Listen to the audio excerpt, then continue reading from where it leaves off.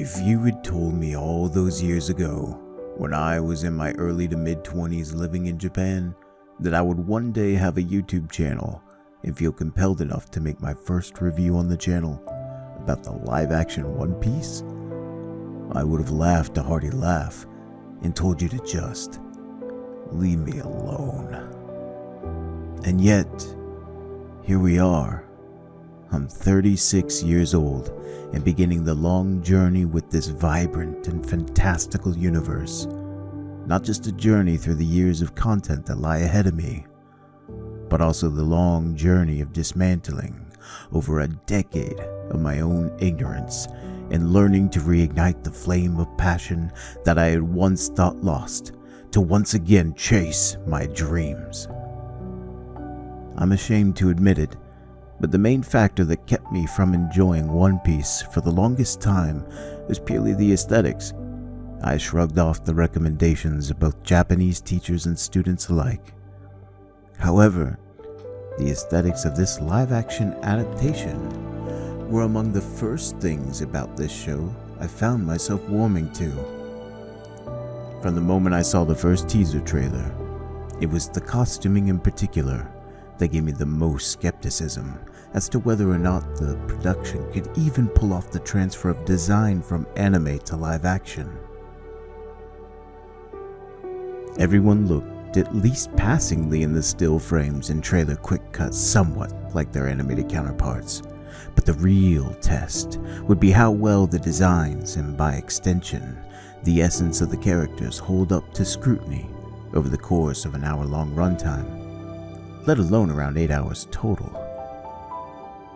As it turns out, the various costumes absolutely do hold up. Maybe it's the magic of cinema, or my decades of reluctance to Oda's style finally beginning to dissipate. But I found myself delightfully surprised and drawn in by the visual style right from the opening moments.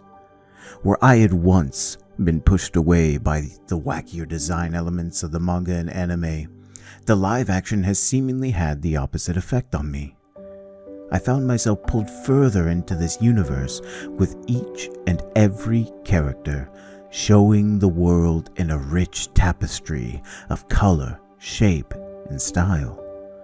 The obvious love and attention to detail has given me a newfound appreciation for the diverse and wonderfully created characters from the mind of Oda, and the painstaking lengths this production team has gone through to realize it every time one of these marvelous characters wanders into frame. The sets, from the fortress heights of Shell's Town to the extravagant ornamentations of the Baratier, are without a doubt a visual feast.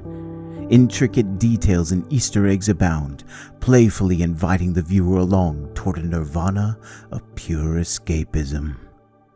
Stranger elements like creatures such as the Nuzku or the Dendenmushi are cleverly shown and never explained, and not at all to the detriment of a new One Piece viewer.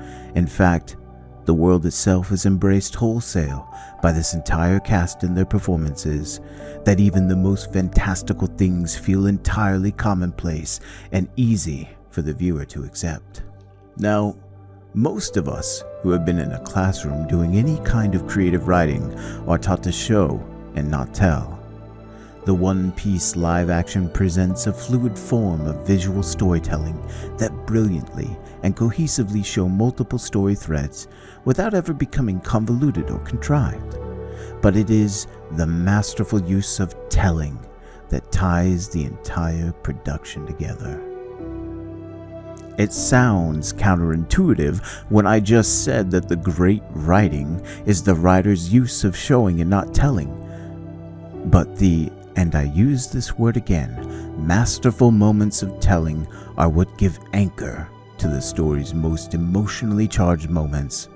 The use of telling I am referring to is not in the place of exposition, but in something far more magical.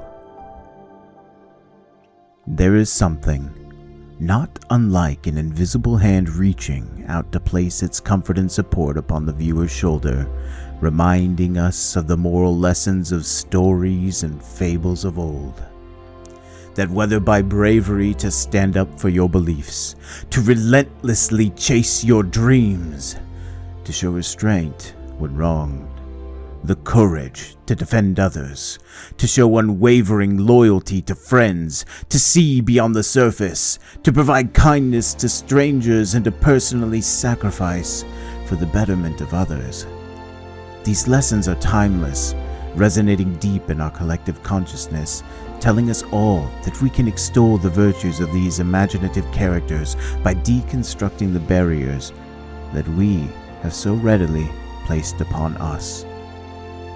The hours seemingly melt away along this grand adventure.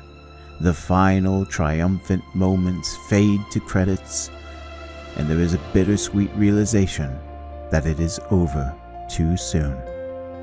We are left like a young Luffy, watching Shanks and crew cast off for the Grand Line, with the final lesson reverberating throughout every mix of emotion. Be good. I find it very telling that I let my opinion of an art style keep me from such a beautiful story being played out across the manga, the anime, the live action, and in the hearts of every Straw Hat. Is this adaptation good? You don't need me to tell you that. My hope is that you not allow yourself to get in the way of discovering this incredible adventure as I had done for so many years. So let's take to the seas and follow our dreams. And as for me, I'm a Straw Hat for life now. That's all the time for me. This is Noxidar. Out.